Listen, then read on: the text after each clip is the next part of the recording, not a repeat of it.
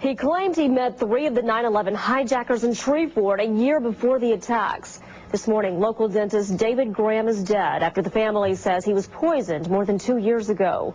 At the time, Graham was trying to publish a manuscript about meeting 3 Middle Easterners in Shreveport. He feared they were plotting to bomb Barksdale. Graham wrote that he warned the FBI. Then after 9/11, he saw their pictures among the hijackers.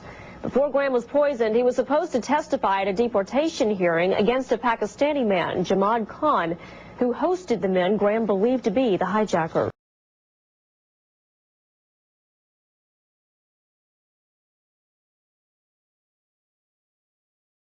Now, later you got it from FBI agents in Chicago and Minnesota that there was going to be an attack on Lower Manhattan. Everybody, yeah. I mean, it's everybody, and that's what started me calling. I started calling out there. First of all, I tried to see if I could get a congressman to go to bat for me and at least bring these people out there and listen to them. I sent them information, and nobody cared. It was always, we'll get back to you, we'll get back to you, we'll get back to you. Then I reached out and tried to get to the Attorney General when finally we got an Attorney General in there that I would be willing to talk to. And again, I used people who were personal friends of John Ashcroft to try and get him. One of them called me back and said, all right, I've talked to him. He will call you tomorrow morning. This was like a month before the bombing. The next morning I got a call. It wasn't from Ashcroft. It was from somebody in the Justice Department. One of his handlers. Yeah, and I started telling him the situation. He said, well, you know, we don't start our investigations at the top. I said, I'd like to talk to the Attorney General because this is vital. And he said, we don't start our investigations at the top. Let me look into this, and I'll get back to you. Well, as I sit here today, I've never heard from him. Now, again, David Schippers, I mean, you're big in Washington. You were the top lawyer that got Clinton impeached. You're highly respected. You know the senators, the congressmen. You're calling up. You've got these FBI agents and others feeding you this information. They're being pulled off the cases. They're angry. That's even been in the news now from Minnesota and Florida and Illinois.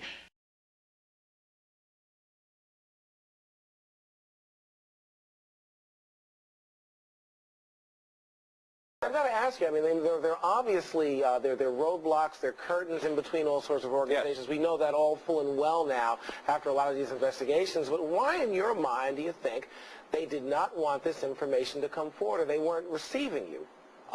Well, don't forget, the FBI did receive me. We have cleared that with the FBI. The FBI has confirmed, it's my understanding, that we did attempt those contacts. It wasn't the FBI, it was lawyers who recommended to the chain of command, the Special Operations Command, that we not pass the information. That's the issue. That's what needs to be addressed. Further, why did this operation, which was created in '99 to target al-Qaeda globally, offensively, why was that turned off in the spring of 2001, 4 months before we were attacked? I can't answer that either. I can tell you I was ordered out of the operation directly by a 2-star general, but I don't know what the bigger picture was of why you would want to stop an operation going after the very target who attacked us in advance, why you want to turn it off. And I think that's a bigger question we need to have examined.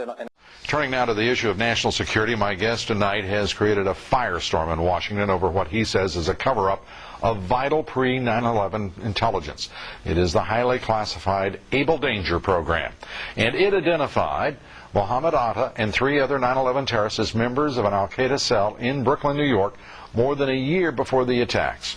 Congressman Curt Weldon says the man who blew the whistle on this intelligence, Lieutenant Colonel Anthony Shaffer, is now the subject of a smear campaign by the Defense Intelligence Agency.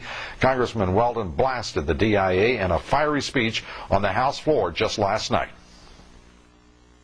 This is an attempt to prevent the American people from knowing the facts about how we could have prevented 9/11, and people are covering it up today. And they're ruining the career of a military officer to do it. And we can't let it stand.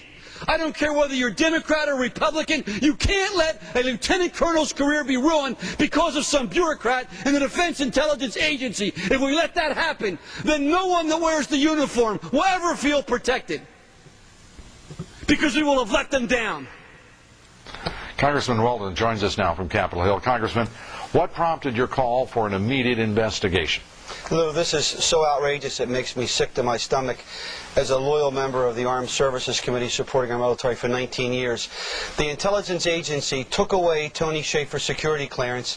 They're now about to take away his health care benefits. He has 2 children and his salary because he told the truth. When they took away his security clearance, they said in September 23rd in a letter, you can never see any classified information or documents again.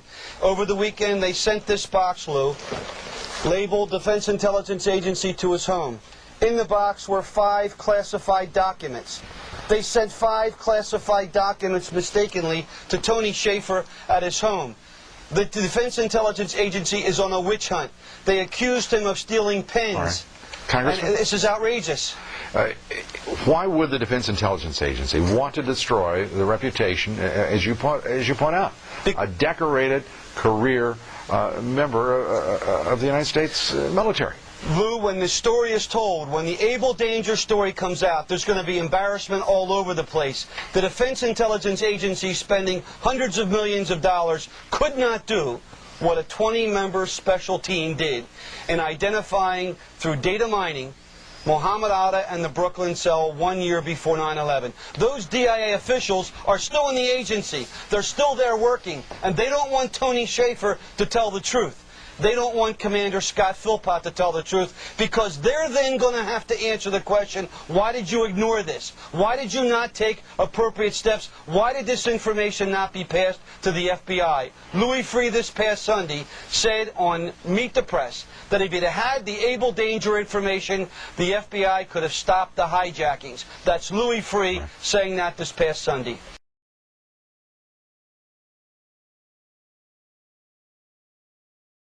Well, Jim, Randy Glass is a man with a criminal past, but someone the government trusted enough with very sensitive and classified intelligence information.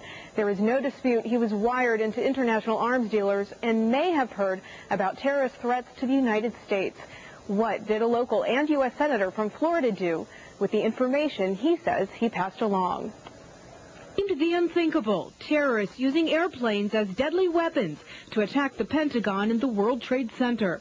But to Randy Glass, the idea that terrorists wanted to bring down the Twin Towers came as no surprise to him. I felt incredibly uncomfortable because I knew that something was going to happen. For more than 2 years, Glass was caught up in an international arms deal.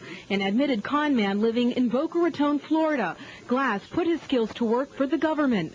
An informant to the FBI in Florida's alcohol, tobacco, and firearms, Glass and other agents posed as illegal arms dealers, hawking arms purportedly diverted from U.S. military armories and luring in prospective weapons buyers who might have been linked to terrorism. His life as a secret agent was chronicled on tape. What would you do? I'd kill him.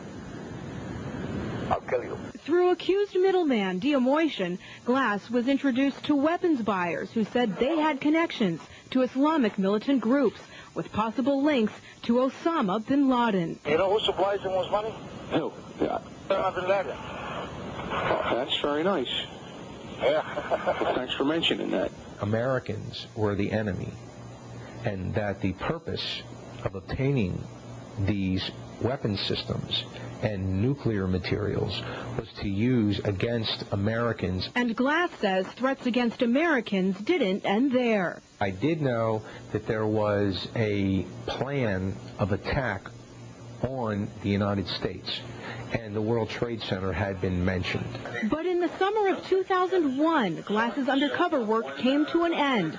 3 months before September 11th, he reached out to Florida State Senator Ron Klein and told him about threats against national security. Klein says he doesn't recall any mention of World Trade Center threats.